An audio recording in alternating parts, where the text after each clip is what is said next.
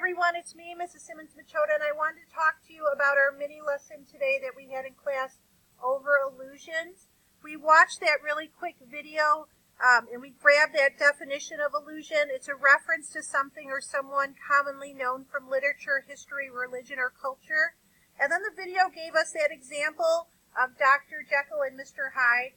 Remember, the man was talking about his dog, and he said, sometimes my dog is like Dr. Jekyll, who's really nice, or Mr. Hyde, who's really mean. So we could infer that the dog changes moods quickly. And then we talked about the 4 types of illusions. The first is that we could have a cultural illusion, and that refers to things from the arts like movies, music, actors, actresses, or televisions.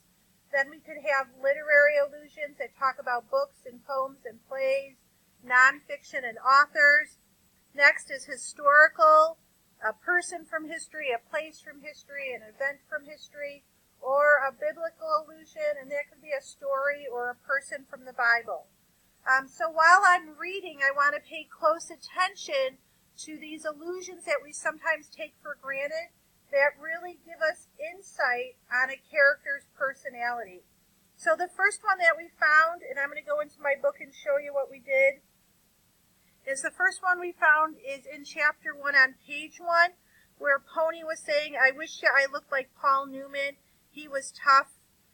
He looks tough and I don't. I'm going to put an A in the margin, and then I'm going to come onto my graphic organizer, and I'm going to fill that out. So I put Paul Newman here, the chapter, the page. It's a cultural illusion because Paul Newman is a movie star. And then I can infer that Pony wants to be tough like Paul Newman, and he might think of himself as weak. Then the next illusion I found in my book was when they were talking about 2-bit, and that happens on page 10. Right here, they describe 2-bit. They said he reminds me of Will Rogers. Maybe it was the grin. I put my A and circle it in the margin, and then I add it to my chart.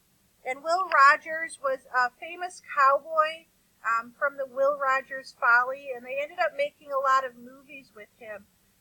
And so he always was smiling and happy. He did a lot of whistling. So I can infer then that 2-bit is always smiling and happy, just based on that illusion that he's being compared to Will Rogers. The last one happens at the end of chapter 1. I'm going to flip there, and Pony refers to his brother Soda as a Greek god. Can you see that I put the A there and I drew a little arrow? A Greek god that's come to Earth. And then I just added that to my graphic organizer, and based on that, I can infer that Soda is very handsome, and the girls might even worship him. So as you continue to read The Outsiders, please look for allusions throughout the book. Add them to this chart, and you can even write on the back. Hope this helps, and remember, you can always go back and rewind the video. Have a great night.